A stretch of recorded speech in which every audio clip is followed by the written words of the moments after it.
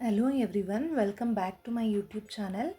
ಈ ವಿಡಿಯೋದಲ್ಲಿ ನಾನು 8ನೇ ತರಗತಿ ಭಾಗ 1 ಏನಿದೆ ಅದರಲ್ಲಿ ಬರೋವಂಥ ಪಾಠ 4ನೇ ಪಾಠ. 4ನೇ ಪಾಠದಲ್ಲಿ ದತ್ತಾಂಶ ನಿರ್ವಹಣೆ ಪಾಠದ ಬಗ್ಗೆ ಡಿಸ್ಕಸ್ ಮಾಡ್ತಾ ಇದ್ದೀನಿ. 4ನೇ ಪಾಠ ದತ್ತಾಂಶ ನಿರ್ವಹಣೆ. ಈ ಪಾಠದಲ್ಲಿ ಬರುವಂಥ ಅಭ್ಯಾಸಗಳು ಅಂದರೆ ಅಭ್ಯಾಸ 4.1 ಮತ್ತು 4.2 ಏನಿದೆ ಅದನ್ನು ಡಿಸ್ಕಸ್ ಮಾಡ್ತಾ ಇದ್ದೀನಿ. ಓಕೆ, ಅಭ್ಯಾಸವನ್ನು ನೋಡೋಣ. ಓಕೆ, ಅಭ್ಯಾಸ 4.1. ಈ 4.1ರಲ್ಲಿ ಏನು ಲೆಕ್ಕಗಳು ಬರ್ತಾ ಇದೆ ಅದನ್ನು ನೋಡ್ತಾ ಹೋಗೋಣ. ಇವಾಗ ಈ ಕ್ವೆಶನಲ್ಲಿ ಏನು ಕೊಟ್ಟಿದ್ದಾರೆ ಅಂತ ಹೇಳಿದ್ರೆ, ಒಂದು ಗುಂಪಿನಲ್ಲಿ ಯುವ ಜನರಿಗೆ ಯಾವ ರೀತಿಯ ಸಂಗೀತ ಇಷ್ಟವೆಂಬುದರ ಬಗ್ಗೆ ಒಂದು ಸಮೀಕ್ಷೆ ಮಾಡಲಾಯಿತು. ಪಕ್ಕದ ಪೈ ಚಾರ್ಟ್ ಈ ಸಮೀಕ್ಷೆಯ ಫಲಿತಾಂಶವನ್ನು ತೋರಿಸುತ್ತದೆ. ಈ ಪೈ ಚಾರ್ಟ್ನ ಆಧಾರದ ಮೇಲೆ ಕೆಳಗಿನ ಪ್ರಶ್ನೆಗಳನ್ನು ಉತ್ತರಿಸಿ ಅಂತ ಕೊಟ್ಟಿದ್ದಾರೆ. ಅಂದರೆ ಒಂದು ಪೈ ಚಾರ್ಟ್ ಕೊಟ್ಟಿದ್ದಾರೆ, ಅದರಲ್ಲಿ ಎಷ್ಟೆಷ್ಟು ಪರ್ಸೆಂಟು ಯಾವ ಸಂಗೀತ ಬಗ್ಗೆ ಇಂಟ್ರೆಸ್ಟ್ ಇದೆ ಅನ್ನೋದ್ರ ಬಗ್ಗೆ ಕೊಟ್ಟಿದ್ದಾರೆ. ಇವಾಗ ಕೊಟ್ಟಿರೋಂಥ ಸಬ್ ಕ್ವೆಶನ್ನ ಇದನ್ನು ಬಳಸ್ಕೊಂಡು ಈ ಸಬ್ ಕ್ವೆಶನ್ಸ್ಗೆ ನಾವು ಆನ್ಸರ್ ಮಾಡಬೇಕು. ಓಕೆ, ಮೊದಲನೇ ಪ್ರಶ್ನೆಯನ್ನು ನೋಡೋಣ. 20 ಜನರು ಶಾಸ್ತ್ರೀಯ ಸಂಗೀತವನ್ನು ಇಷ್ಟಪಟ್ಟರೆ ಒಟ್ಟು ಎಷ್ಟು ಜನರನ್ನು ಸಮೀಕ್ಷೆ ಮಾಡಲಾಯಿತು ಅಂತ ಕ್ವೆಶನ್ ಕೇಳಿದ್ದಾರೆ. ಅಂದರೆ 20 ಜನರು ಶಾಸ್ತ್ರೀಯ ಸಂಗೀತ ಅಂತ ಕೊಟ್ಟಿದ್ದಾರೆ. 20 ಜನರು ಶಾಸ್ತ್ರೀಯ ಸಂಗೀತ ಎಲ್ಲಿದೆ ನೋಡೋಣ. ಇದು ಶಾಸ್ತ್ರೀಯ ಸಂಗೀತ. ಇಲ್ಲಿ ಹರೇ ಶಾಸ್ತ್ರೀಯ ಸಂಗೀತ 20% ಅಂತ ಕೊಟ್ಟಿರೋದು. ಅವರು ಕ್ವೆಶನಲ್ಲಿ ಕೊಟ್ಟಿರೋದು ಶಾಸ್ತ್ರೀಯ ಸಂಗೀತ, ಅದರಿಂದ ಶಾಸ್ತ್ರೀಯ ಸಂಗೀತವನ್ನು ತಗೋಬೇಕಾಗುತ್ತೆ. ಅಂದರೆ 10% ಜನರು ಅಂತ ಕೊಟ್ಟಿದ್ದಾರೆ. ಅಂದರೆ 10% ಅಂದರೆ 20 ಜನ ಇದ್ದಾರೆ ಯಾವುದು ಶಾಸ್ತ್ರೀಯ ಸಂಗೀತದಲ್ಲಿ, ಅದು 10%. 20 ಜನ 10% ಆದರೆ ಈ ಟೋಟಲ್ ಏನಾಗುತ್ತೆ, ಒಂದು ವೃತ್ತ ಅಂತ ಹೇಳಿದ್ರೆ ಅದರಲ್ಲಿ 100% ಇದೆ ಅಂತ ಅರ್ಥ. ಇದರಲ್ಲಿ ಎಷ್ಟು ಜನ ಇದ್ದಾರೆ ಅನ್ನೋದನ್ನು ಈ ಸಮೀಕ್ಷೆಯಲ್ಲಿರೋ ಅಂಥ ಜನನ ನಾವು ಕಂಡುಹಿಡಬೇಕು. ಸೊ ಈ 10% ಅಂತ ಹೇಳಿದ್ರೆ 20 ಜನ ಅಲ್ವಾ. 10% ಅಂದರೆ 20 ಜನ ಅಂತ ತೊಗೊಂಡ್ರೆ ಎಷ್ಟಾಗುತ್ತೆ ಅಂತ ನೋಡೋಣ. ಟೋಟಲ್ ಎಷ್ಟು ಜನ ಅಂತ ನಮಗೆ ಗೊತ್ತಾಗುತ್ತೆ. ಸೊ 20 ಡಿವೈಡೆಡ್ ಬೈ 10% ಅಂದರೆ 10 ಡಿವೈಡೆಡ್ ಬೈ 100 ಅಂತ ನಾವು ಬರಿಬೋದು. ಇವಾಗ ನಾವು 20 ಡಿವೈಡೆಡ್ ಬೈ 10, ಈ 100ನ್ನು ಮೇಲೆ ಕಳಿಸಿದ್ರೆ ಇಂಟು 100 ಆಗುತ್ತೆ. ಸೊ ಈ 0 ಕ್ಯಾನ್ಸಲ್ ಮಾಡೋಣ. 20 ಇಂಟು 10 ಅಂತ ಹೇಳಿದ್ರೆ 200 ಅಂತ ಆಯಿತು. ಇವಾಗ ಇದರಿಂದ ಏನು ಗೊತ್ತಾಯಿತು ಅಂತ ಹೇಳಿದ್ರೆ, ನಮಗೆ ಈ ಮೊದಲನೇ ಕ್ವೆಶನ್ಗೆ 200 ಜನರು ಅನ್ನೋದು ನಮಗೆ ಉತ್ತರ ಸಿಕ್ಕಿದೆ. 200 ಜನರು ಈ ಸಮೀಕ್ಷೆಯನ್ನು ಜನರ ಸಮೀಕ್ಷೆ ಮಾಡಲಾಯಿತು 200 ಜನರಿಗೆ ಅನ್ನೋದು ನಮ್ಗೆ ಗೊತ್ತಾಯಿತು. ಸೊ ನೆಕ್ಸ್ಟ್ ಕ್ವೆಶನ್ ನೋಡೋಣ. ಗರಿಷ್ಠ ಜನ ಇಷ್ಟಪಡುವ ಸಂಗೀತ ಪ್ರಕಾರ ಯಾವುದು ಅಂತ ಕೇಳಿದ್ದಾರೆ. ಇದನ್ನು ಸಿಂಪಲಾಗಿ ಆನ್ಸರ್ ಮಾಡ್ಬೋದು. ಗರಿಷ್ಠ ಜನ ಅಂತ ಕೊಟ್ಟಿರೋದ್ರಿಂದ ಇಲ್ಲಿ ಯಾವುದು ಪರ್ಸೆಂಟೇಜ್ ಜಾಸ್ತಿ ಇದೆ ಅದನ್ನು ನಾವು ತಗೋಬೇಕಾಗತ್ತೆ. ಇಲ್ಲಿ ಗರಿಷ್ಠ ಅಂತ ಕೊಟ್ಟಿರೋದ್ರಿಂದ ಹೆಚ್ಚು ಪರ್ಸೆಂಟೇಜ್ ಯಾವುದಿದೆ ಅಂತ ಹೇಳಿದ್ರೆ ಇಲ್ಲಿ 40%. ಅಂದರೆ ಸುಗಮ ಸಂಗೀತವನ್ನು ಹೆಚ್ಚು ಜನರು ಇಷ್ಟಪಡ್ತಾರೆ ಅಂತ ಆಯಿತು. ನೆಕ್ಸ್ಟ್, ಒಂದು ಕೇಸೆಟ್ ಸಂಸ್ಥೆ 1000 ಸಿಡಿಗಳನ್ನು ಉತ್ಪಾದಿಸಿದರೆ. ಒಂದು ಕೇಸೆಟ್ ಸಂಸ್ಥೆ ಏನು ಮಾಡ್ತಾಯಿದೆ, 1000 ಸಿಡಿಗಳನ್ನು ಉತ್ಪಾದನೆ ಮಾಡ್ತಾಯಿದೆ. ಹಾಗಿದ್ದರೆ ಪ್ರತಿ ಪ್ರಕಾರದ ಎಷ್ಟು ಸಿಡಿಗಳನ್ನು ಅವರು ಉತ್ಪಾದನೆ ಮಾಡಬೇಕು ಅಂತ ಹೇಳ್ತಾ ಇದ್ದಾರೆ. ಅದರಿಂದ ಇದು ಸಿಂಪಲಾಗಿ ಆನ್ಸರ್ ಮಾಡ್ಬೋದು. ಓಕೆ, ಆನ್ಸರ್ ಮಾಡೋಣ. ಏನಂತ ಹೇಳಿದ್ರೆ, ಒಂದು ಕೇಸಸ್ ಅಂತೆ 1000 ಸಿಡಿಗಳನ್ನ ಉತ್ಪಾದನೆ ಮಾಡುತ್ತೆ. ಹಾಗಾದರೆ ಪ್ರತಿಯೊಂದು ಎಷ್ಟೆಷ್ಟು ಅನ್ನೋದನ್ನು ನಾವು ಕಂಡುಹಿಡಬೇಕು. ಈಗ ಶಾಸ್ತ್ರೀಯ ಸಂಗೀತ ಏನಿದೆ 10% ಅಂತ ಕೊಟ್ಟಿರೋದ್ರಿಂದ 10 ಡಿವೈಡೆಡ್ ಬೈ 100 ಅಂತ ಆಯಿತು. ಇಂಟು ಒಂದು ಕೇಸೆಟ್ ಸಂಸ್ಥೆ 1000 ಸಿಡಿಗಳು, ಟೋಟಲ್ 1000 ಇರೋದ್ರಿಂದ ಇಂಟು 1000 ಅಂತ ನಾವು ಮಾಡಬೇಕಾಗತ್ತೆ. ಸೊ ಇಲ್ಲಿ 2 ಕ್ಯಾನ್ಸಲ್ ಮಾಡಿದ್ರೆ 10 100 ಸಿಡಿಗಳನ್ನ ಶಾಸ್ತ್ರೀಯ ಸಂಗೀತ ಇದನ್ನು ನಾವು ಮೆನ್ಷನ್ ಮಾಡಬೇಕಾಗತ್ತೆ. ಶಾಸ್ತ್ರೀಯ ಸಂಗೀತ ಉತ್ಪಾದಿಸ್ತಾ ಇರೋವಂಥದ್ದು 100. ಇನ್ನು ನೆಕ್ಸ್ಟ್ 20% ಅಂತ ಕೊಟ್ಟಿರೋದ್ರಿಂದ 20 divided by 100 into 1000. So 2 cancel ಮಾಡೋಣ. 20 ಇಂಟು 10 ಅಂದರೆ 20 ಅಂದರೆ 200 ಸಿಡಿಗಳನ್ನ ಉತ್ಪಾದನೆ ಮಾಡ್ತಾ ಇದೆ. ಇನ್ನು ಮುಂದೆ 40 ಡಿವೈಡೆಡ್ ಬೈ 100. ಸೇಮ್ ಅದೇ ರೀತಿ ಕಂಟಿನ್ಯೂ ಮಾಡ್ತಾ ಹೋಗ್ಬೇಕಾಗತ್ತೆ. ಇಲ್ಲಿ 1000ವನ್ನು ನಾವು ಗುಣಿಸ್ತಾ ಹೋಗಬೇಕಾಗತ್ತೆ. ಇದು 2 ಕ್ಯಾನ್ಸಲ್ ಆಯಿತು. 14 40 ಅಂದರೆ 400 ಸಿಡಿಗಳು. ಅದೇ ರೀತಿ 30 ಅಂತ ಹೇಳಿದ್ರೆ 30 divided by 100 into 1000. So 0 cancel ಆಯಿತು. 30 300 ಸಿಡಿಗಳನ್ನು ಉತ್ಪಾದನೆ ಮಾಡುತ್ತೆ. ಯಾವುದನ್ನು? ಜಾನಪದ ಗೀತೆಯಲ್ಲಿ. ಈ ರೀತಿ ನಾವು ಲೆಕ್ಕವನ್ನು ಬಿಡಿಸ್ತಾ ಹೋಗ್ಬೋದು. ಇನ್ನು ನೆಕ್ಸ್ಟ್ ಮುಂದಿನ ಲೆಕ್ಕವನ್ನು ನೋಡೋಣ. ಮುಂದಿನ ಲೆಕ್ಕದಲ್ಲಿ ಏನು ಕೊಟ್ಟಿದ್ದಾರೆ ಅಂತ ಹೇಳಿದ್ರೆ 360 ಜನರ ಒಂದು ಗುಂಪಿಗೆ ಮಳೆಗಾಲ, ಚಳಿಗಾಲ ಮತ್ತು ಬೇಸಿಗೆ ಈ ಮೂರರಲ್ಲಿ ಅವರು ಇಷ್ಟದ ಋತುವಿನ ಬಗ್ಗೆ ಹೇಳಲಾಯಿತು. ಯಾವ ಋತುವಿಗೆ ಅತ್ಯಂತ ಹೆಚ್ಚು ಮತ ಲಭಿಸಿದೆ ಅಂತ ಕೇಳಿದ್ದಾರೆ. ಇದನ್ನು ಈಸಿಯಾಗಿ ಆನ್ಸರ್ ಮಾಡ್ಬೋದು. ಆ ಮತಗಳನ್ನ ನೋಡಿದ್ರೆ ಒಂದು 90 ಇದೆ, 120 ಇದೆ, 150 ಇದೆ. ಸೊ ಯಾವ ಋತುವಿಗೆ ಅತ್ಯಂತ ಹೆಚ್ಚು ಅಂತ ಕೊಟ್ಟಿರೋದ್ರಿಂದ ಇಲ್ಲಿ ಹೆಚ್ಚು ಸಂಖ್ಯೆ ಯಾವ್ದು ಬಂದಿದೆ? ಚಳಿಗಾಲದಲ್ಲಿ ಇದೆ. ಆದ್ದರಿಂದ ಇದಕ್ಕೆ ಚಳಿಗಾಲ 150 ಅಂತ ನಾವು ಹೇಳ್ಬೋದು. ಚಳಿಗಾಲದಲ್ಲಿ ಹೆಚ್ಚು ಮತ ಲಭಿಸಿದೆ ಅಂತ ಹೇಳ್ಬೋದು. ನೆಕ್ಸ್ಟ್ ಕ್ವೆಶನ್ನು, ಪೈ ಚಾರ್ಟ್ನ ಪ್ರತಿ ಖಂಡದ ಕೋನವನ್ನು ಕಂಡುಹಿಡಿಯಿರಿ ಅಂತ ಕೊಟ್ಟಿದ್ದಾರೆ. ಪೈ ಚಾರ್ಟ್ ಅಂತ ಹೇಳಿದ ತಕ್ಷಣ ನಮಗೆ ಪೈ ಚಾರ್ಟ್ ಅಂತ ಹೇಳಿದ್ರೆ ನಮಗೆ ವೃತ್ತಾಕಾರದಲ್ಲಿರುತ್ತೆ ಅಂತ ಅರ್ಥ. ಈ ವೃತ್ತಾಕಾರ ಅಂತ ಇದೆ ಅಂತ ಹೇಳಿದ್ರೆ ಇದು ಟೋಟಲ್ ಎಷ್ಟಿರುತ್ತೆ? ಇದನ್ನ ಕಂಟಿನ್ಯೂ ಮಾಡ್ತಾ ಹೋದರೆ ಇದು ಪೂರ್ತಿನ ನಾವು ತಗೊಂಡ್ರೆ ಇಲ್ಲಿಂದ ಶುರುವಾಗಿ ಇಲ್ಲಿಗೆ ಮತ್ತೆ ಎಂಡ್ ಮಾಡ್ತೀವಿ ಅಂತ ಹೇಳಿದ್ರೆ ಟೋಟಲ್ 360 ಡಿಗ್ರಿ ಇರುತ್ತೆ ಅಂತ ಅರ್ಥ. ಅಂದರೆ 100% ಅಂತ ಹೇಳ್ಬೋದು, ಅಥವಾ 360 ಡಿಗ್ರಿ ಕೋನಗಳಲ್ಲಿ ಹೇಳ್ತೀವಿ ಅಂತಂದರೆ. ಇಲ್ಲಿ ಕೇಳಿರೋವಂಥ ಕ್ವಶನ್ ಕೋನಗಳನ್ನು ಕಂಡುಹಿಡಿಯಿರಿ. ಪ್ರತಿಯೊಂದಕ್ಕೂ ನಾವು ಕೋನಗಳನ್ನ ಕಂಡುಹಿಡಬೇಕು. ಇಲ್ಲಿ ಟೋಟಲ್ ಏನು ಕೊಟ್ಟಿದ್ದಾರೆ? 360 ಜನ ಅಂತ ಅವರೇ ಕೊಟ್ಟಿದ್ದಾರೆ. 360 ಜನ ಅಂತ ಕೊಟ್ಟಿರೋದ್ರಿಂದ ಏನಾಗುತ್ತೆ ಅಂತ ಹೇಳಿದ್ರೆ ನಾವು ಕೋನಕ್ಕೆ ಕಂಡುಹಿಡಿಬೇಕು ಅಂತಂದರೆ ಕೊಟ್ಟಿರೋಂಥದ್ದು ಬೇಸಿಗೆ ಫಸ್ಟ್ ತಗೊಳ್ಳೋಣ. ಬೇಸಿಗೆ ಎಲ್ಲವನ್ನು ನಾವು ಕೋನಗಳಲ್ಲಿ ಬರಿಬೇಕಷ್ಟೆ. ಬೇಸಿಗೆ ಅಂತ ಹೇಳಿದ್ರೆ ಇಲ್ಲಿ 90 ಮತಗಳ ಸಂಖ್ಯೆ ಬಂದಿದೆ. ಟೋಟಲ್ ಎಷ್ಟು ಜನ ಇದ್ದಾರೆ? 360 ಜನದಲ್ಲಿ 90 ಜನ ಬೇಸಿಗೆಗೆ ಮತ ಹಾಕಿದ್ದಾರೆ. ಅಂದರೆ ಈಗ ನಾವೇನು ಮಾಡಬೇಕು? ಅದನ್ನು ಕೋನಗಳ ರೂಪದಲ್ಲಿ ಬರಿಬೇಕು. ಸೊ ಅದಕ್ಕೆ ಕೋನ ಅಂತ ಹೇಳಿದ್ರೆ 360 ಡಿಗ್ರಿ ಟೋಟಲ್ ಆಗಿರುತ್ತೆ. ಇವಾಗ ನಾವು ಇದು ಕ್ಯಾನ್ಸಲ್ ಮಾಡಿದ್ರೆ ನಮಗೆ ಕೋನ 90 ಬರುತ್ತೆ. 90 ಡಿಗ್ರಿ ಅಂತ ಆಯಿತು.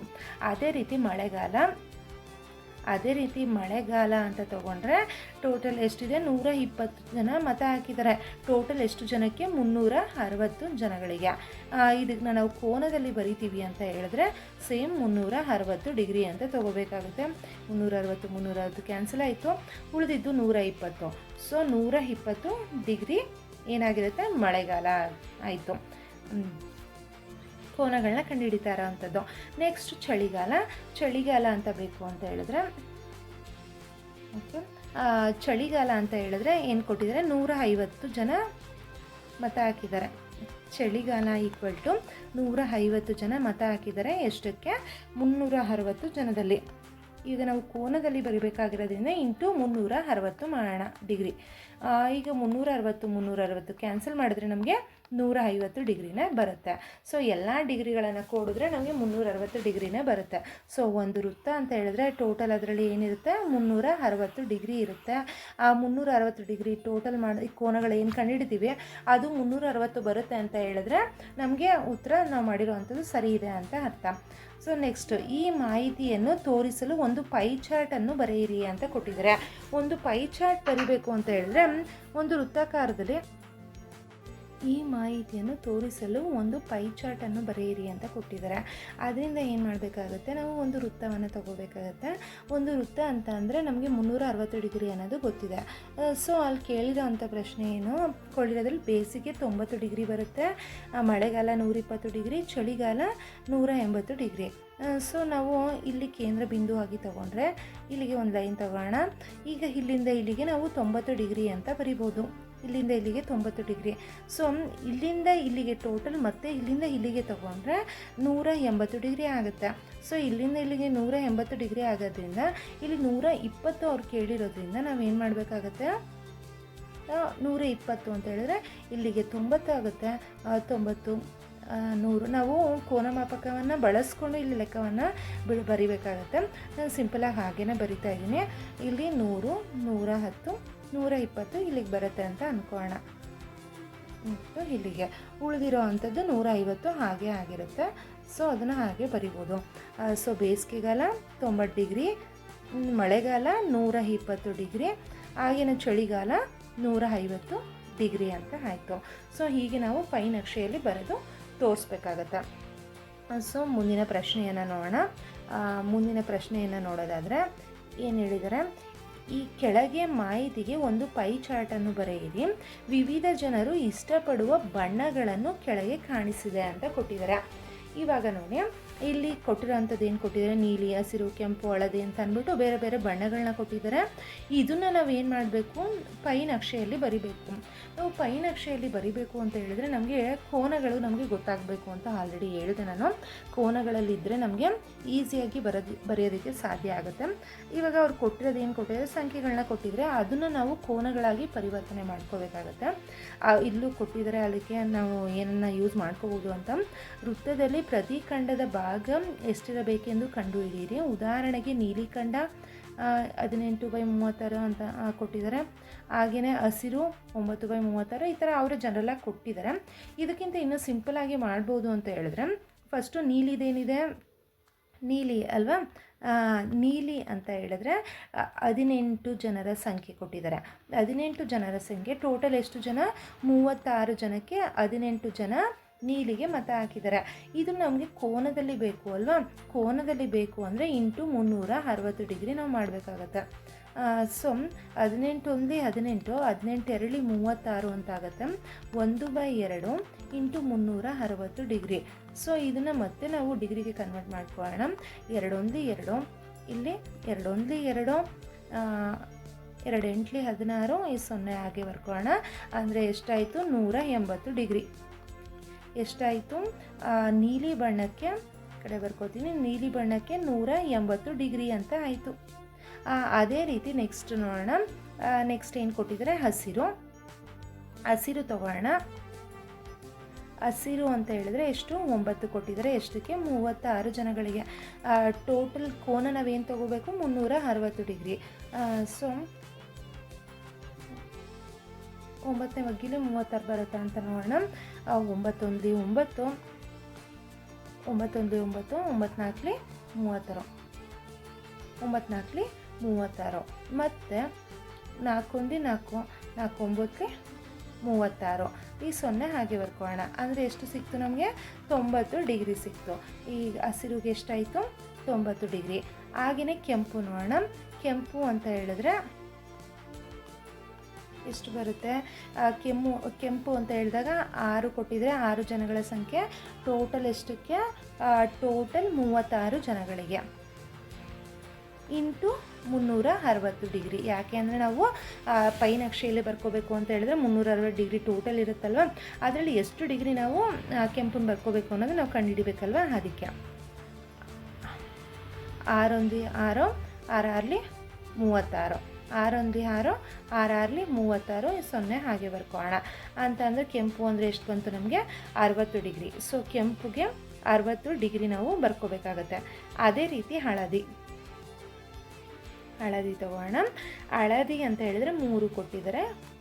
ಟೋಟಲ್ 36 ಜನಕ್ಕೆ ಡಿಗ್ರಿ ಎಷ್ಟು ಬರ್ಕೋಬೇಕು, 360 ಡಿಗ್ರಿ. 3 1 3, ಹಾಗೆಯೇ 3 1 3, 3 2 6 ಆಯಿತು.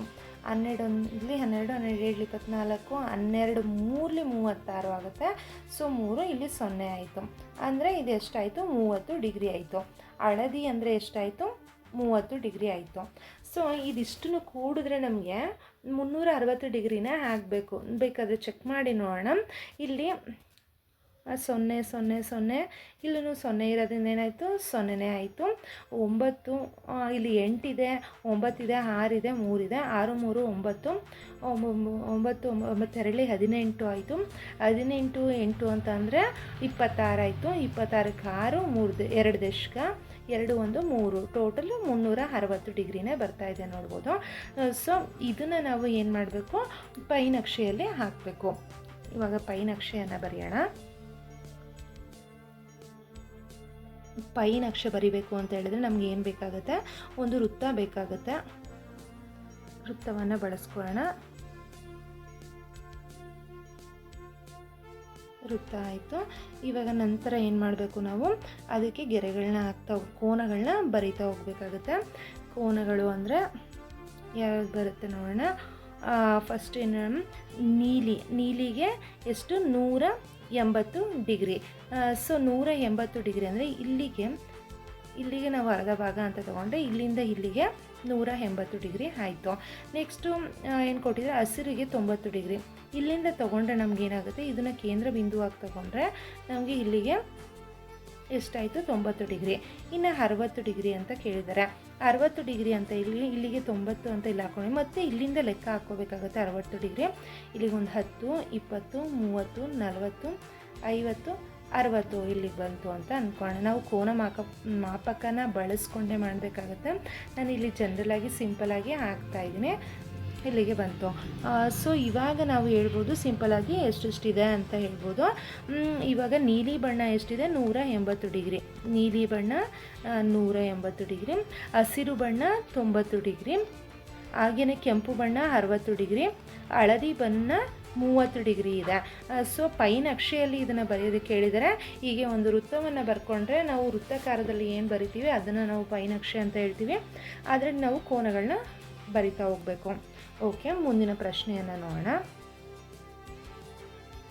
ಓಕೆ, ಮುಂದಿನ ಪ್ರಶ್ನೆ, ಒಬ್ಬ ವಿದ್ಯಾರ್ಥಿ ಏನು ಕೊಟ್ಟಿದ್ದಾರೆ, ಒಬ್ಬ ವಿದ್ಯಾರ್ಥಿ 5 ವಿಷಯಗಳನ್ನು ಗಳಿಸಿದ ಅಂಕಗಳನ್ನು ಪಕ್ಕದ ಪೈ ಚಾರ್ಟ್ ತೋರಿಸಿರುವಂತೆ ವಿದ್ಯಾರ್ಥಿ ಗಳಿಸಿದ ಒಟ್ಟು ಅಂಕಗಳು 540 ಆದರೆ, ಒಟ್ಟು ಅಂಕಗಳು ಎಷ್ಟು ಕೊಟ್ಟಿದ್ದಾರೆ, 540 ಅಂತ ಕೊಟ್ಟಿದ್ದಾರೆ.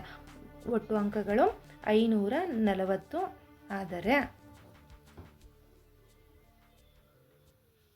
ಅಂಕಗಳು 540 ಆದರೆ ಕೆಳಗಿನ ಪ್ರಶ್ನೆಗಳಿಗೆ ಉತ್ತರಿಸಿ. ಯಾವ ವಿಷಯದಲ್ಲಿ ವಿದ್ಯಾರ್ಥಿ 105 ಅಂಕಗಳನ್ನು ಗಳಿಸಿದನು ಅಂತ ಕೇಳಿದ್ದಾರೆ. ಇವಾಗ ಕೊಟ್ಟಿರೋ ಪೈ ಚಾರ್ಟನ್ನು ನಾವು ನೋಡಬೇಕಾಗುತ್ತೆ. ಕೊಟ್ಟಿರುವಂಥ ಚಾರ್ಟು ಅಂದರೆ 105 ಅಂಕಗಳನ್ನು ಎಲ್ಲಿ ಗಳಿಸಿದ್ದಾನೆ ಅಂತ ಸುಳಿವನ್ನು ಕೊಟ್ಟಿದ್ದಾರೆ. 540 ಅಂಕಗಳಿಗೆ ಕೇಂದ್ರೀಯ ಕೋನ 360 ಡಿಗ್ರಿ ಆದರೆ 105 ಅಂಕಗಳಿಗೆ ಕೋನ ಎಷ್ಟಿರುತ್ತದೆ ಅಂತ ಕೇಳಿದ್ದಾರೆ.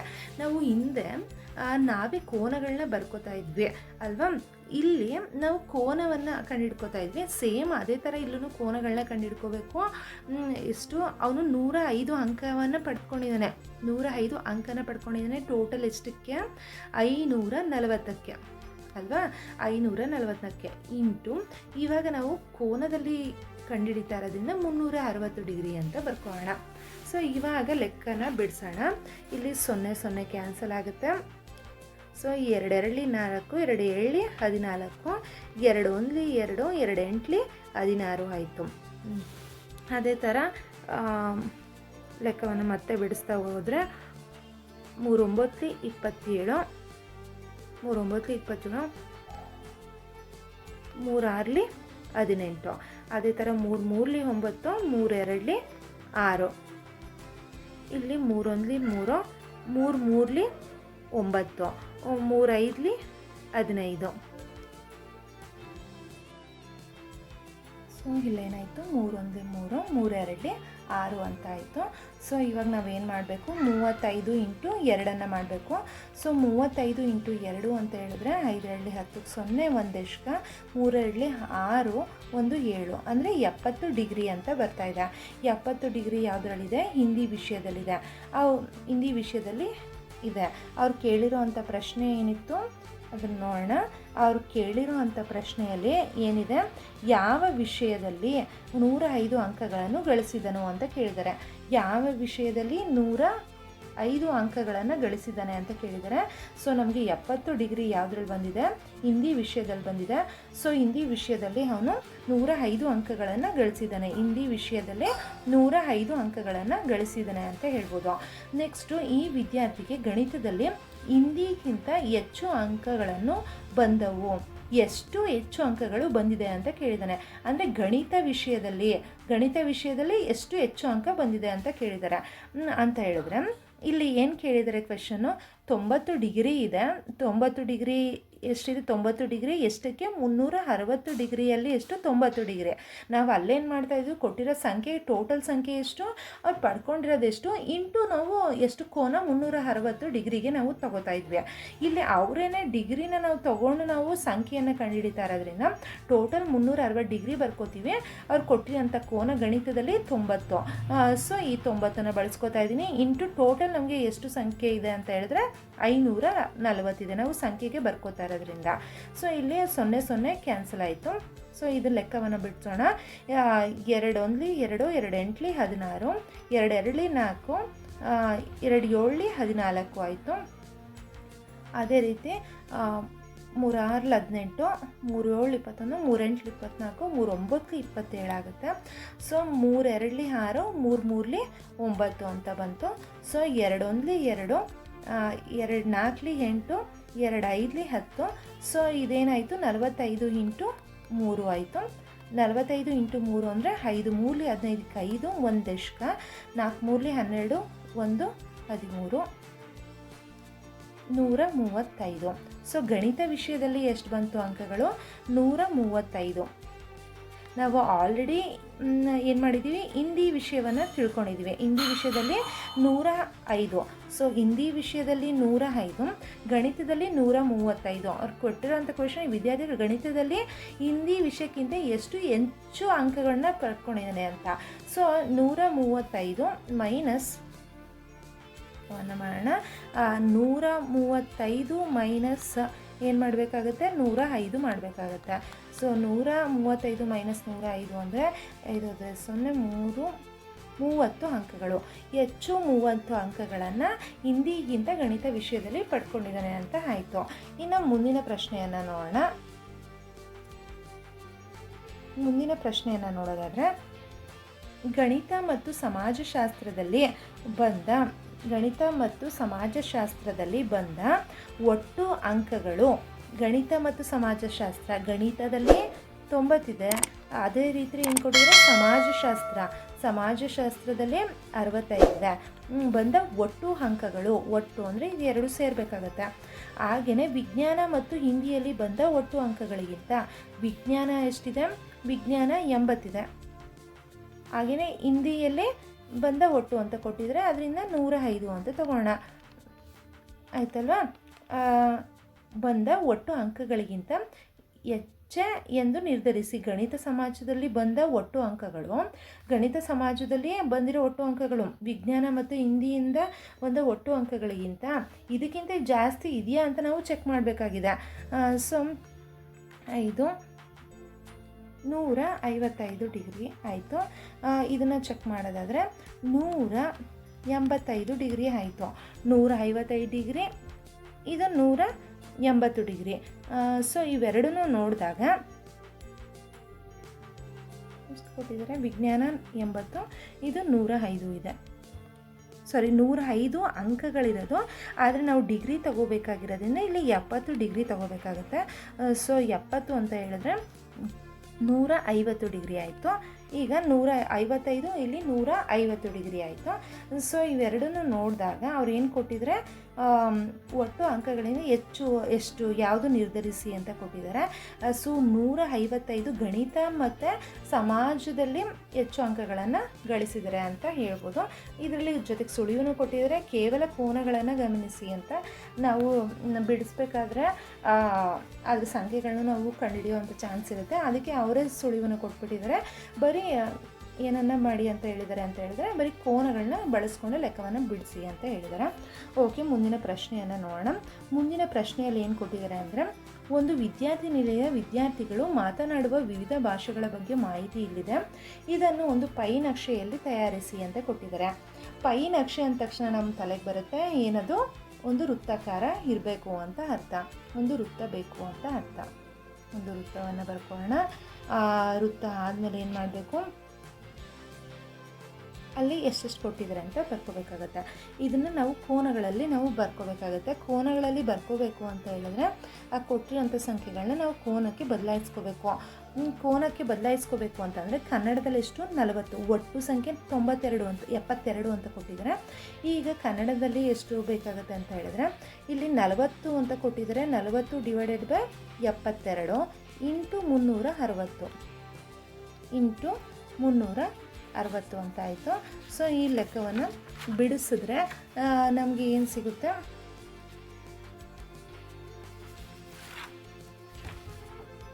200 ಡಿಗ್ರಿ ಸಿಗುತ್ತೆ. ಇದನ್ನು ಬಿಡಿಸಿ ನಾವು ಬರ್ಕೋಬೇಕಾಗುತ್ತೆ. ಇದು 200 ಡಿಗ್ರಿ ಆಯಿತು. ಸೊ ಇದೆಷ್ಟಾಯಿತು, 200 ಡಿಗ್ರಿ. ಅದೇ ರೀತಿ 12 ಅಂತ ತೊಗೊಂಡ್ರೆ ಇದೇ ರೀತಿ ಲೆಕ್ಕ 12 ಡಿವೈಡೆಡ್ ಬೈ 72 ಇಂಟು 360. ಇದನ್ನು ಮಾಡಿದ್ರೆ ನಮಗೆ 60 ಡಿಗ್ರಿ ಸಿಗುತ್ತೆ. ಹಾಗೆಯೇ 9 ಮಾಡಿದ್ರೆ 45 ಡಿಗ್ರಿ, 35 ಡಿಗ್ರಿ, ಹಾಗೆಯೇ 20 ಡಿಗ್ರಿ, 20 ಡಿಗ್ರಿ ಸಿಗುತ್ತೆ. ಸೊ ಇದನ್ನು ನಾವು ಲೆಕ್ಕವನ್ನು ಬಿಡಿಸ್ತಾ ಹೋಗಬೇಕು. ಇಲ್ಲಿ ಏನಿದೆ ಅಂತ ಹೇಳಿದ್ರೆ ಇವಾಗ ಏನು ಮಾಡಬೇಕು, ಈ ಕೋನಗಳನ್ನ ಬಳಸ್ಕೊಂಡು ನಾವೇನು ಮಾಡಬೇಕು, ಈ ವೃತ್ತದಲ್ಲಿ ಅಪ್ಲೈ ಮಾಡ್ತಾ ಹೋಗಬೇಕಾಗತ್ತೆ. ಓಕೆ, ಅಪ್ಲೈ ಮಾಡ್ತಾ ಹೋಗೋಣ. ಇದರಲ್ಲಿ ಏನಿದೆ, ಫಸ್ಟು 110 ಡಿಗ್ರಿ ಅಂತ ಕೊಟ್ಟಿದ್ದಾರೆ. 200 ಡಿಗ್ರಿ ಅಂತ ಕೊಟ್ಟಿದ್ದಾರೆ. ನಮಗೆ ಇಲ್ಲಿಂದ ಇಲ್ಲಿಗೆ ಒಂದು ಸಮ ರೇಖೆ ಹಾಕೊಂಡ್ರೆ ಏನಾಗುತ್ತೆ, 180 ಡಿಗ್ರಿ ಆಗುತ್ತೆ. ಸೊ ಏನು ಮಾಡೋಣ ಅಂತ ಹೇಳಿದ್ರೆ ಫಸ್ಟ್ ಇದು ವೃತ್ತ ಕೇಂದ್ರ ಅಂತ ತೊಗೊಂಡ್ರೆ ಇಲ್ಲಿಗೆ ಒಂದು ಗೆರೆ ಹಾಕೋತಾ ಇದ್ದೀನಿ. ಇಲ್ಲಿಂದ ನಾನು ಕೋನವನ್ನು ಗುರುತಿಸ್ತಾ ಹೋದರೆ ಇಲ್ಲಿಗೆ 180 ಆಗುತ್ತೆ, ಇಲ್ಲಿಗೆ 190, 200 ಇಲ್ಲಿ ಬರುತ್ತೆ ಅಂತ ಅಂದ್ಕೊಳ್ಳೋಣ. ಸೊ ಇಲ್ಲಿಗೆ 180 ಆಯಿತು, 200 ಆಯಿತು. ಹಾಗೆಯೇ 60 ಡಿಗ್ರಿ ಇಲ್ಲಿಂದ ನಾವು ಲೆಕ್ಕ ಹಾಕೋತೀವಿ ಅಂದರೆ ಇಲ್ಲಿ 10, 20, 30, 40, 50, 60 ಅಂತ ಇಲ್ಲಿಗೆ ತಗೋಣ. ಇದನ್ನು 60 ಡಿಗ್ರಿ ಕೋನಗಳನ್ನ ಬಳಸ್ಕೊಂಡೆ ನಾವು ಮಾಡಬೇಕು. ಹಾಗೆ ಮಾಡ್ತಿದ್ದೀನಿ ಅಂತ ಹೇಳಿದೆ ನಾನು. ಇಲ್ಲಿ 10, 20, 30, 40, 50, 50 ಇಲ್ಲಿಗೆ ಬರುತ್ತೆ ಅಂತ ಹೇಳಿದ್ರೆ ಅದು ಹಿಂದೆ ಸ್ವಲ್ಪ 45 ಡಿಗ್ರಿ ಆಯಿತು ಅಂತ ಅಂದ್ಕೊಳ್ಳೋಣ. ಹಾಗೆಯೇ 35 ಡಿಗ್ರಿ, 10, 20, 30 ಇಲ್ಲಿಗೆ ಸ್ವಲ್ಪ ದೂರ ತೊಗೊಂಡ್ರೆ 35 ಡಿಗ್ರಿ ಆಯಿತು. ಸೊ ಉಳಿದಿರೋ ಅಂಥದ್ದು 4 ಅಂತಿದೆ ಅಲ್ವಾ, ಅಲ್ಲಿಗೆ ನಾನು ಹೇಳಿಲ್ಲ 20 ಡಿಗ್ರಿ ಅಂತ ಅಂದ್ಕೊಳ್ಳೋಣ. ಓಕೆ, ಬೆಂಗಾಲಿ ಭಾಷೆ ಮಾತಾಡೋದು ಎಷ್ಟಿತ್ತು ಅನ್ನೋದನ್ನು ನಾನು ಬಿಟ್ಬಿಟ್ಟಿದ್ದೀನಿ. ಬೆಂಗಾಲಿ ಭಾಷೆ ಅಂತ ಹೇಳಿದ್ರೆ 4 ಅಂದರೆ ಇಲ್ಲಿ 20 ಡಿಗ್ರಿ ಬರುತ್ತೆ. ಸೊ ಇಲ್ಲಿ ಕೋನ ಸರಿಯಾಗಿ ಹಾಕಿಲ್ಲದೆ ಇರೋದ್ರಿಂದ ನೀಟಾಗಿ ಬಂದಿಲ್ಲ ಅಂತ ಅಂದ್ಕೊಳ್ಳೋಣ. ಇಲ್ಲಿಗೆ 20 ಡಿಗ್ರಿ ಬರಬೇಕಾಗಿರುತ್ತೆ. ಸೊ ಇದನ್ನು 20 ಡಿಗ್ರಿ ಅಂತ ತಗೋಣ. ಇಲ್ಲಿಂದ ಇಲ್ಲಿಗೆ ಇದು 200 ಡಿಗ್ರಿ ಕನ್ನಡ ಮಾತಾಡೋ ಅಂಥವ್ರು, 60 ಡಿಗ್ರಿ ಇಂಗ್ಲೀಷ್ ಮಾತಾಡೋ ಅಂಥವ್ರು, ಮರಾಠಿ ಮಾತಾಡೋರು 45 ಡಿಗ್ರಿ, ಹಾಗೆಯೇ ಹಿಂದಿ ಮಾತಾಡೋರು 35 ಡಿಗ್ರಿ ಆಗುತ್ತೆ. ಹಾಗೆಯೇ ಬೆಂಗಾಲಿ ಮಾತಾಡೋ ಅಂಥವ್ರು 20 ಡಿಗ್ರಿ ಆಗಿದೆ. ಸೊ ಈ ರೀತಿ ನಾವು ಪೈ ನಕ್ಷೆಯನ್ನು ಹಾಕ್ಕೋಬೇಕಾಗತ್ತೆ. ಓಕೆ, ಮುಂದಿನ ಪ್ರಶ್ನೆ ಅಂದರೆ ಅಭ್ಯಾಸ 4.2ಕ್ಕೆ ಹೋಗೋಣ. ಓಕೆ, ಅಭ್ಯಾಸ 4.2 ನೋಡೋಣ. ಈ ಕೆಳಗೆ ಪ್ರಯೋಗಗಳನ್ನು ಬರಬಹುದಾದ ಫಲಿತಾಂಶಗಳ ಪಟ್ಟಿ ಮಾಡಿ ಅಂತ ಕೊಟ್ಟಿದ್ದಾರೆ. ಆ ಫಲಿತಾಂಶಗಳ ಪಟ್ಟಿ ಅಂತ ಕೇಳಿರೋದನ್ನು ಇದರಲ್ಲಿ ಒಟ್ಟು ಫಲಿತಾಂಶಗಳನ್ನ ನಾವು ಬರಿಬೇಕಾಗಿರುತ್ತೆ. ಒಟ್ಟು ಫಲಿತಾಂಶ ಆಗಿರೋದ್ರಿಂದ ನೋಡ್ತಾ ಹೋಗೋಣ. ಇಲ್ಲಿ ಚಕ್ರವನ್ನು ತಿರುಗಿಸಿದಾಗ ಅಂತ ಕೊಟ್ಟಿದ್ದಾರೆ. ಈ ಚಕ್ರವನ್ನು ತಿರುಗಿಸಿದಾಗ ಬರೋ ಅಂಥ ಫಲಿತಾಂಶಗಳು ಇಲ್ಲಿ A, B, C, D ಅಂತ ಕೊಟ್ಟಿರೋದ್ರಿಂದ ನಮಗೆ A ಬರ್ಬೋದು, ಇಲ್ಲ B ಬರ್ಬೋದು, ಇಲ್ಲ C ಬರ್ಬೋದು, ಇಲ್ಲ D ಬರ್ಬೋದು. ಸೊ ಫಲಿತಾಂಶಗಳು ಯಾವ್ಯಾವುದು ಬರ್ಬೋದು ಅಂತ ಹೇಳಿದ್ರೆ 1, 2, 3, 4 A, B, C, D ಯಾವುದಾದ್ರೂ ಬರ್ಬೋದು. ಸೊ ಅದಕ್ಕೆ ನಾವು A, B, C, D ಅಂತಲೇ ಬರ್ಕೋಬೇಕಾಗುತ್ತೆ. ಚಕ್ರವನ್ನು ಫಲಿತಾಂಶಗಳು ಪಟ್ಟಿ ಬರ್ಬೋದು ಅಂತ. ಅದನ್ನು ನಾವು ಒಟ್ಟು ಫಲಿತಾಂಶಗಳು ಅಂತ ತಗೋಬೇಕು ಅಂತಂದರೆ ಇಲ್ಲಿ A 2 ಕೊಟ್ಟಿರೋದ್ರಿಂದ ಇದನ್ನು 5 ಅಂತ ತಗೋಬೇಕಾಗತ್ತೆ. ಓಕೆ, 2 ನಾಣ್ಯಗಳನ್ನು ಒಟ್ಟಿಗೆ ಟಾಸ್ ಮಾಡುವುದು, 2 ನಾಣ್ಯಗಳನ್ನು ಒಟ್ಟಿಗೆ ಟಾಸ್ ಮಾಡುವುದು ಅಂತ ಕೊಟ್ಟಿದ್ದಾರೆ. ಅಂದರೆ 2 ನಾಣ್ಯಗಳನ್ನು ಒಟ್ಟಿಗೆ ಟಾಸ್ ಮಾಡಿದ್ರೆ ಏನು ಬರುತ್ತೆ ಚಾನ್ಸಸ್ ಅನ್ನೋದನ್ನು ನಾವು ಬರಿಬೇಕಾಗುತ್ತೆ. ಒಟ್ಟಿಗೆ ಅಂದರೆ ಒಂದು ನಾಣ್ಯವನ್ನು ಟಾಸ್ ಮಾಡಿದಾಗ ನಮಗೆ ಎಡ್ ಬರ್ಬೋದು, ಇನ್ನೂ ಒಂದು ಕೂಡ ಎಡ್ ಬರ್ಬೋದು. ಅದೇ ಎಡ್ ಬರ್ಬೋದು, ಹಾಗೆಯೇ ಟೇಲ್ ಬರ್ಬೋದು. ಇನ್ನೂ ಒಂದು ತೊಗೊಂಡ್ರೆ ಇನ್ನೂ ಒಂದು ಕಾಯಿನಲ್ಲಿ ಏನು ಬರುತ್ತೆ ಅದೇ ಎಡ್ ಅಥವಾ ಟೇಲ್ ಬರ್ಬೋದು, ಅಥವಾ ಎರಡೂ ನಮಗೆ ಟೇಲೇ ಬರ್ಬೋದು. ಅಂದರೆ ಒಟ್ಟು ಏನಾಯಿತು ಫಲಿತಾಂಶಗಳು ಎಡ್ ಟೈಲ್, ಟೇಲ್ ಹೆಡ್ ಮತ್ತು ಟೇಲ್ ಬರ್ಬೋದು. ಆದರೆ ಒಟ್ಟು ಎಷ್ಟಾಯಿತು 1, 2, 3, 4 ಒಟ್ಟು ಫಲಿತಾಂಶಗಳು. ಒಟ್ಟು ಫಲಿತಾಂಶ ಎಷ್ಟಾಗಿದೆ 4 ಅಂತ ಬರೀಬೇಕಾಗುತ್ತೆ. ಸೊ ಮುಂದಿನ ಪ್ರಶ್ನೆಯನ್ನು ನೋಡೋಣ. ಮುಂದಿನ ಪ್ರಶ್ನೆಯನ್ನು 1ರಿಂದ 6 ಸಂಖ್ಯೆಗಳಿರುವ ದಾಳವನ್ನು ಉರುಳಿಸಿದಾಗ 1ರಿಂದ 6 ಸಂಖ್ಯೆಗಳಿರುವ ದಾಳವನ್ನು ಉರುಳಿಸಿದಾಗ ಅಂತ ಕೊಟ್ಟಿದ್ದಾರೆ. ಅಂದರೆ ಒಂದು ದಾಳ ಅಂದರೆ ಅದ್ರ ಮುಖದಲ್ಲಿ ಏನೇನು ಬಂದಿರುತ್ತೆ, 1 2 3 4 5 6 ಅಂತ 6 ಸಂಖ್ಯೆಗಳಿರುತ್ತೆ. 3 4 5 6 ಇರುತ್ತೆ. ಕೆಳಗಿನ ಘಟನೆಗಳ ಫಲಿತಾಂಶಗಳನ್ನು ಯಾವುವು ಎಂದು ಪಟ್ಟಿ ಮಾಡಿ ಅಂತ ಕೊಟ್ಟಿದ್ದಾರೆ. ಅವಿಭಾಜ್ಯ ಸಂಖ್ಯೆ ಅಂತ ಹೇಳಿದ್ರೆ ನಮಗೆ ಗೊತ್ತಿರಬೇಕು, ಅವಿಭಾಜ್ಯ ಅಂದರೆ ಒಂದು ಮತ್ತು ಅದೇ ಸಂಖ್ಯೆಯಿಂದ ಮಾತ್ರ ಭಾಗ ಆಗುವಂಥದ್ದು. ಇಲ್ಲಿ ಒಂದನ್ನು ನಾವು ಅವಿಭಾಜ್ಯ ಸಂಖ್ಯೆ ಅಂತ ಹೇಳೋದಿಲ್ಲ, ಯಾಕೆಂದರೆ ಇದನ್ನು ಅವಿಭಾಜ್ಯ ಸಂಖ್ಯೆನೂ ಆಗಿರ್ಬೋದು ಅಥವಾ ನಾವು ಸಂಯುಕ್ತ ಸಂಖ್ಯೆ ಅಂತನಾದ್ರು ಹೇಳ್ಬೋದು. ಅದರಿಂದ ಇದನ್ನು ನಾವು ತಗೊಳ್ಳೋ ಅಂತಿಲ್ಲ. ಉಳಿದಿರೋ ಅಂಥದ್ದು ಅವಿಭಾಜ್ಯ, ಒಂದು ಮತ್ತು ಅದೇ ಸಂಖ್ಯೆಯಿಂದ. ಈ 2 ಒಂದು ಮತ್ತು ಅದೇ ಸಂಖ್ಯೆಯಿಂದ ಭಾಗ ಆಗುತ್ತೆ, 3 ಕೂಡ ಒಂದು ಮತ್ತು ಅದೇ ಸಂಖ್ಯೆಯಿಂದ, 5 ಒಂದು ಮತ್ತು ಅದೇ ಸಂಖ್ಯೆಯಿಂದ. ಅಂದರೆ ಟೋಟಲ್ ಏನಾಯಿತು 3. ಅವಿಭಾಜ್ಯ ಸಂಖ್ಯೆಗಳು ಯಾವ್ಯಾವುದು ಅಂತ ಹೇಳಿದ್ರೆ 2 3 5 ಅಂತ ಸಿಗುತ್ತೆ. ಅವಿಭಾಜ್ಯವಲ್ಲದ ಸಂಖ್ಯೆಗಳು ಅಂತ ಹೇಳಿದ್ರೆ ಇವುಗಳನ್ನ ಬಿಟ್ಟು ಮಿಕ್ಕಿದ್ದನ್ನು ನಾವು ಬರಿಬೇಕಾಗುತ್ತೆ. ಅವಿಭಾಜ್ಯ ಸಂಖ್ಯೆಗಳಲ್ಲದೆ ಇರೋದು 1 4 6. ಹಾಗೆಯೇ 5ಕ್ಕಿಂತ ಹೆಚ್ಚಿನ ಸಂಖ್ಯೆ 5 ಇದೆ, ಅದಕ್ಕಿಂತ ಹೆಚ್ಚು ಅಂತ ಹೇಳಿದ್ರೆ 6 ಒಂದೇ ಇದೆ. ಸೊ ಇದಕ್ಕೆ ನಾವು 6 ಅಂತ ಬರಿಬೇಕಾಗತ್ತೆ. 5ಕ್ಕಿಂತ ಹೆಚ್ಚಲ್ಲದ ಸಂಖ್ಯೆ ಅಂದರೆ ಹೆಚ್ಚಿರೋದು ಒಂದೇ ಒಂದು, ಅದಕ್ಕಿಂತ ಕಡಿಮೆ ಇರೋಂಥದ್ದು ಯಾವ್ಯಾವುದು ಅಂತ ಹೇಳಿದ್ರೆ 1 2 3 4. ಹೆಚ್ಚಿಲ್ಲದ 5ಕ್ಕಿಂತ ಹೆಚ್ಚಿಲ್ಲದ ಅಂತ ಕೊಟ್ಟಿರೋದ್ರಿಂದ 5 ಕೂಡ ನಾವು ತಗೋಬೋದು. 4 5 ಅಂತ ಆಯಿತು. ನೆಕ್ಸ್ಟು ಇವುಗಳಲ್ಲಿ ಸಂಭವನೀಯತೆಯನ್ನು ಬರೆಯಿರಿ ಅಂತ ಕೊಟ್ಟಿದ್ದಾರೆ. ಇವಾಗ ನಾವು ಸಂಭವನೀಯತೆ ಲೆಕ್ಕವನ್ನು ಮಾಡಬೇಕಾಗತ್ತೆ. ಪ್ರಶ್ನೆ 1 ಎ ನಲ್ಲಿ ಮುಳ್ಳು ಡಿ ಮೇಲೆ ಇದ್ದಿದ್ದಾರೆ ಅಂತ ಕೇಳಿದ್ದಾರೆ. ಇವಾಗ ನಾವು ಪ್ರಶ್ನೆ 1 ಏನಿದೆ ಅದನ್ನು ನೋಡೋಣ. ಪ್ರಶ್ನೆ 1ರಲ್ಲಿ ಏನು ಕೊಟ್ಟಿದ್ದಾರೆ ಅಂತ ಹೇಳಿದ್ರೆ, ಕೆಳಗಿನ ಪ್ರಯೋಗಗಳಲ್ಲಿ ಬರಬಹುದಾದ ಫಲಿತಾಂಶಗಳ ಪಟ್ಟಿ ಅಂದ್ಬಿಟ್ಟು ಚಕ್ರವನ್ನು ತಿರುಗಿಸಿದಾಗ ಅಂತ ಕೊಟ್ಟಿದ್ದಾರಲ್ವ. ಇವಾಗ ಏನು ಕೊಟ್ಟಿದ್ದಾರೆ, ಪ್ರಶ್ನೆ 1 ಮುಳ್ಳು ಡಿ ಮೇಲೆ ನಿಂತರೆ ಅಂತ ಕೊಟ್ಟಿರೋದ್ರಿಂದ ನಾವೇನು ಮಾಡೋಣ, ಟೋಟಲ್ ಎಷ್ಟು ಫಲಿತಗಳಿದೆ, ಟೋಟಲ್ ಫಲಿತಗಳು ಯಾವ್ಯಾವುದು ಅಂತ ಹೇಳಿದ್ರೆ ನಮಗೆ 5 ಬರೋ ಚಾನ್ಸ್ ಇದೆ ಅಲ್ವಾ. 5 ಏನೇ 2 ಸಲ ಇರೋದ್ರಿಂದ 1 2 3 4 5 ಅಂತ ತಗೋಬೇಕಾಗತ್ತೆ. ಸೊ ಇದನ್ನು 5 ಛೇದದಲ್ಲಿ ಬರಿಬೇಕಾಗುತ್ತೆ. ಅದಾದಮೇಲೆ ಮುಳ್ಳು ಡಿ ಮೇಲೆ ನಿಲ್ಲುವುದು ಅಂದರೆ ಒಂದೇ ಚಾನ್ಸ್ ಇರೋದ್ರಿಂದ ಇದನ್ನು ನಾವು 1/5 ಅಂತ ಬರಿಬೇಕಾಗುತ್ತೆ. ಟೋಟಲ್ ಎಷ್ಟು ಫಲಿತಾಂಶಗಳಿರುತ್ತೆ ಅದನ್ನು ಬರ್ಕೋಬೇಕು. ಅದಾದಮೇಲೆ ಡಿ ಮೇಲೆ ಬರೋ ಅಂಥ ಸಾಧ್ಯತೆಗಳೆಷ್ಟು ಅಂದರೆ ಒಂದೇ ಸಾಧ್ಯತೆ, ಒಂದು ಸಲ ನಾವು ಆ ಚಕ್ರವನ್ನು ತಿರುಗಿಸಿದಾಗ ಡಿ ಮೇಲೆ ಒಂದು ಸಲ ಬರ್ಬೋದು ಅಲ್ವಾ. ಅದಕ್ಕೆ ನಾನು ಡಿಗೆ 1 ಅಂತ ತೊಗೊಂಡಿದ್ದೆ. ಹಾಗೆಯೇ ಚೆನ್ನಾಗಿ ಕಲಸಿದ 52 ಇಸ್ಪೀಟ್ ಎಲೆಗಳ ಗುಂಪಿನಿಂದ ಒಂದನ್ನು ತೆಗೆದರೆ ಒಂದು ಏಸ್ ಸಿಗುವುದು, ಏಸ್ ಅಂತ ಕೊಟ್ಟಿದ್ದಾರೆ. ಸೊ ಈ ಲೆಕ್ಕವನ್ನು ನಾನು 10ನೇ ತರಗತಿ ಸಂಭವನೀಯತೆ ಪಾಠ ಮಾಡ್ತೀನಲ್ಲ ಅದರಲ್ಲಿ ಡಿಸ್ಕಸ್ ಮಾಡಿರ್ತೀನಿ. ಓಕೆ, ಮುಂದಿನ ಪ್ರಶ್ನೆಯನ್ನು ನೋಡೋಣ. ಕೆಳಗಿನ ಚಿತ್ರದಿಂದ ಕೆಂಪು ಸೇಬನ್ನು ಪಡೆಯುವುದು. ಫಸ್ಟು ನಾವೇನು ಮಾಡಬೇಕು, ಸಂಭವನೀಯತೆ ನಾವು ಬರಿಬೇಕು ಅಂದರೆ ಟೋಟಲ್ ಏನಿದೆ ಅದನ್ನು ಬರ್ಕೋಬೇಕು. 1 2 3 4 5 6 7 ಟೋಟಲ್ ಏನಿದೆ 7 ಇದೆ ಅಲ್ವಾ. ಸೊ ಇದಕ್ಕೆ ನಾವು ಟೋಟಲ್ 7 ಅಂತ ಬರ್ಕೋತೀನಿ. ಇವಾಗ ಕೆಂಪು ಸೇಬನ್ನು ಪಡೆಯುವುದು ಅಂತ ಕೊಟ್ಟಿರೋದ್ರಿಂದ ಕೆಂಪು ಎಷ್ಟಿದೆ 1 2 3 4 4 ಸಾಧ್ಯತೆಗಳಿದೆ. ಅದರಿಂದ 4/7 ಅಂತ ಬರೀಬೇಕಾಗತ್ತೆ. ಸೊ ಮುಂದಿನ ಪ್ರಶ್ನೆಯನ್ನು ನೋಡೋಣ.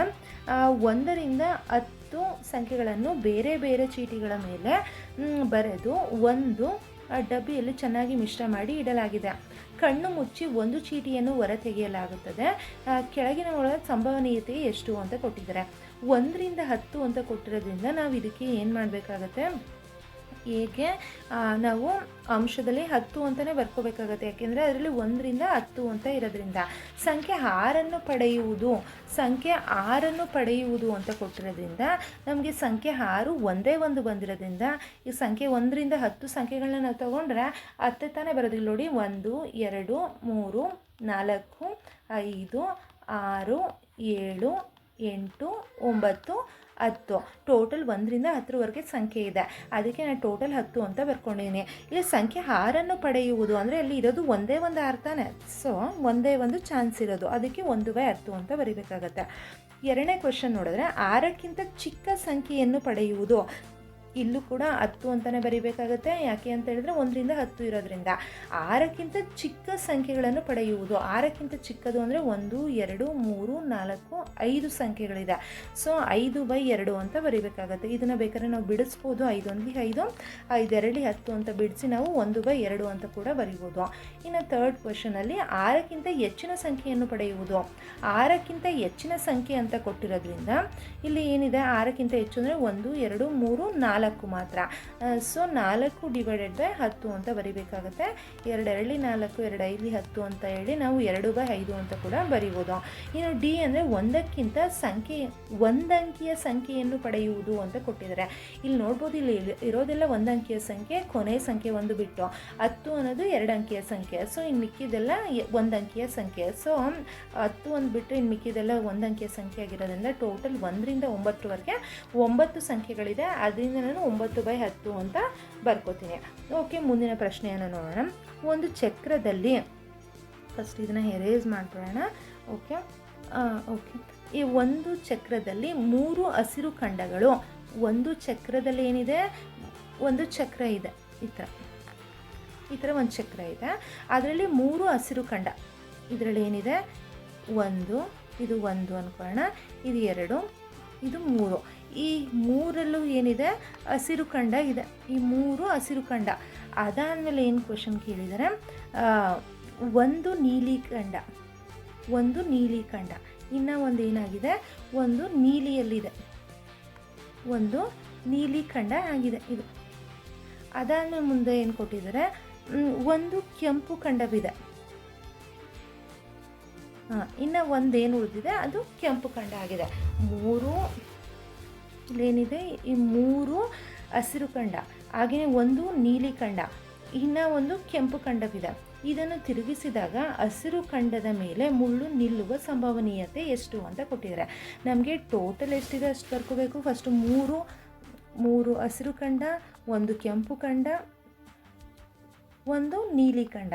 ಸೊ 3 1 1 ಅಂತ ಹೇಳೋದ್ರಿಂದ ಟೋಟಲ್ ಎಷ್ಟಾಯಿತು, 4 ಅಂತ ಆಯಿತು ಅಲ್ವಾ. ಒಂದು ಚಕ್ರದಲ್ಲಿ 3 ಹಸಿರು ಖಂಡ, 3 ಒಂದು ನೀಲಿ ಒಂದು ಕೆಂಪು ಅಂದರೆ 3 1 1 ಅಂದರೆ 5 ಆಯಿತು. ಟೋಟಲ್ 5 ಅಂತ ಆಯಿತು. ಸೊ ನಾವು 5ನ ಕೆಳಗಡೆ ಬರ್ಕೋಬೇಕು. ಇದರಲ್ಲಿ ತಿರುಗಿಸಿ ಹಸಿರು ಖಂಡದ ಮೇಲೆ ಮುಳ್ಳು, ಹಸಿರು ಖಂಡದ ಮೇಲೆ ಅಂತ ಕೇಳಿರೋ ಅಂಥ ಪ್ರಶ್ನೆಗೆ ಸಂಭವನೀಯತೆ ಎಷ್ಟು ಅಂದರೆ ಇಲ್ಲಿ 3 ಭಾಗಗಳಾಗಿ ಇಲ್ಲಿ ವಿಂಗಡಿಸಿದೆ. ಅದನ್ನು ಹಸಿರು ಖಂಡವನ್ನು 1 2 3. ಅದಕ್ಕೆ 3ರಲ್ಲಿ ಯಾವುದ್ರ ಮೇಲಾದ್ರೂ ನಿಲ್ಬೋದು. ಅದರಿಂದ 3 ಬರೋ ಸಾಧ್ಯತೆ ಇದೆ ಅಂತ ಬರಿಬೇಕಾಗತ್ತೆ. ನೆಕ್ಸ್ಟು ನೀಲಿ ಅಲ್ಲದ ಖಂಡ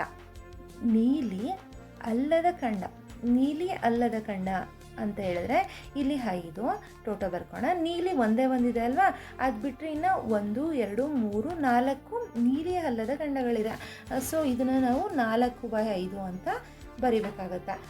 ಓಕೆ, ಈ ಪ್ರಶ್ನೆಗೆ ಇದಿಷ್ಟು ಉತ್ತರವನ್ನು ನಾವು ಬರಿಬೇಕಾಯಿತು. ಸೊ 2ನೇ ಪ್ರಶ್ನೆಯ ಘಟನೆಗಳ ಸಂಭವನೀಯತೆಯನ್ನು ಬರೆಯಿರಿ ಅಂತ ಕೊಟ್ಟಿದ್ದಾರೆ. ಅಂದರೆ ಆಲ್ರೆಡಿ ಕೊಟ್ಟಿರೋಂಥ 2ನೇ ಕ್ವೆಶನ್ ಏನಿದೆ ಅದಕ್ಕೆ ನಾವು ಸಂಭವನೀಯತೆಯನ್ನು ಬರಿಬೇಕು ಅಂತ ಕೊಟ್ಟಿದ್ದಾರೆ. ಸೊ ಸಂಭವನೀಯತೆಯನ್ನು ಬರೆಯೋಣ. ಇಲ್ಲಿ 2ನೇ ಕ್ವೆಶನಲ್ಲಿ ಏನಿದೆ, ಮೊದಲನೇದಕ್ಕೆ ಅವಿಭಾಜ್ಯ ಸಂಖ್ಯೆ ಅಂತ ಕೊಟ್ಟಿದ್ದಾರೆ. ಇಲ್ಲಿ 1ರಿಂದ 6 ಸಂಖ್ಯೆ ಅಂತ ಕೊಟ್ಟಿರಿಂದ 1ರಿಂದ 6 ಅಂದರೆ ಟೋಟಲ್ 6. ಆಲ್ರೆಡಿ ಅವಿಭಾಜ್ಯ ಸಂಖ್ಯೆ ಯಾವ್ಯಾವುದಿದೆ, 2 3 5 ಅಂತ ಬರ್ತಿದ್ದೀವಿ. ಅವಿಭಾಜ್ಯ ಬರೋ ಸಂಖ್ಯೆ ಸಾಧ್ಯತೆ ಎಷ್ಟಾಯಿತು, 1 2 3 ಆಯಿತು. ಸೊ 3/6 ಅಂತ ಬರಿಬೇಕಾಗತ್ತೆ. ಸೊ 3 1 3 3 2 6 ಅಂತ ಆಯಿತು. 1/2 ಅಂತ ಬರಿತೀವಿ. ಹಾಗೆಯೇ 2ನೇ ಪ್ರಶ್ನೆಯಲ್ಲಿ ಏನಿದೆ, ಇದು ಎ ಆಯಿತು. ಓಕೆ, ಬಿ ಎ ಮಾಡೋಣ. ಮೊದಲನೇ ಪ್ರಶ್ನೆಯಲ್ಲಿ ಬಿ ಎ ಅವಿಭಾಜ್ಯವಲ್ಲದ ಸಂಖ್ಯೆಗಳು ಎಷ್ಟು ಯಾವ್ಯಾವುದು ಅಂತಲೂ ಬರ್ತಿದ್ದೀನಿ. 1 2 3 ಆಯಿತು. ಸೊ ಇದನ್ನು ಕೂಡ ನಾವು 3/6 ಅಂತಲೇ ಬರಿಬೇಕಾಗುತ್ತೆ. 3 1 3 3 2 6. ಸೊ 1/2 ಅಂತ ಆಯಿತು. ಇನ್ನು ನೆಕ್ಸ್ಟ್ 2ನೇ ಪ್ರಶ್ನೆಯಲ್ಲಿ ಏನು ಕೊಟ್ಟಿದೆ, 5ಕ್ಕಿಂತ ಹೆಚ್ಚಿನ ಸಂಖ್ಯೆ ಯಾವುದು, ಒಂದೇ ಒಂದು ಇರೋವಂಥದ್ದು. ಸೊ 1/6. ನಾವು ಅದಕ್ಕಿಂತ ಹೆಚ್ಚಿನ ಸಂಖ್ಯೆ ಅಂದರೆ 6 ಇದೆ ಅಂದ್ಬಿಟ್ಟು 6/6 ಅಂತ ಬರೀಬೇಕಾಗೋದಿಲ್ಲ.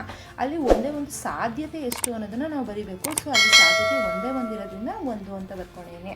ಸೊ 1/6 ಅಂತ ಆಯಿತು. ನೆಕ್ಸ್ಟ್ ಕ್ವೆಶನಲ್ಲಿ 5ಕ್ಕಿಂತ ಹೆಚ್ಚಲ್ಲದ ಸಂಖ್ಯೆ, 5ಕ್ಕಿಂತ ಎಚ್ಚಲ್ಲದ ಸಂಖ್ಯೆ ಆಗಿರೋದ್ರಿಂದ 1 2 3 4 5 ಟೋಟಲ್ 5 ಸಂಖ್ಯೆಗಳು. ಅದರಿಂದ 5/6 ಅಂತ ಬರಿತೀವಿ. ಹೀಗೆ ನಾವು ಸಂಭವನೀಯತೆಯನ್ನು ಬರಿಬೇಕು. ಹಾಗೆಯೇ ಈ ಸಂಭವನೀಯತೆಯನ್ನು ಇನ್ನೂ ಚೆನ್ನಾಗಿ ಡೀಪಾಗಿ ಕಲಿಬೇಕು ಅಂತ ಹೇಳಿದ್ರೆ ನಾನು 10ನೇ ತರಗತಿ ಸಂಭವನೀಯತೆ ಪಾಠದಲ್ಲಿ ಡಿಸ್ಕಸ್ ಮಾಡಿರ್ತೀನಿ, ಅಲ್ಲಿ ನೋಡ್ಬೋದು ಅಂತ ಹೇಳ್ತಾ ಈ ವಿಡಿಯೋನ ಇಲ್ಲಿಗೆ ಎಂಡ್ ಮಾಡ್ತಾಯಿದ್ದೀನಿ. ನನ್ನ ಚಾನಲ್ನ ಲೈಕ್ ಮಾಡಿ, ಶೇರ್ ಮಾಡಿ, ಹಾಗೆಯೇ ವಿಡಿಯೋನ ಸಬ್ಸ್ಕ್ರೈಬ್ ಮಾಡಿ ನೋಡಿ ಅಂತ ಹೇಳ್ತಾ ಈ ವಿಡಿಯೋನ ಇಲ್ಲಿಗೆ ಎಂಡ್ ಮಾಡ್ತಾಯಿದ್ದೀನಿ. Thank you.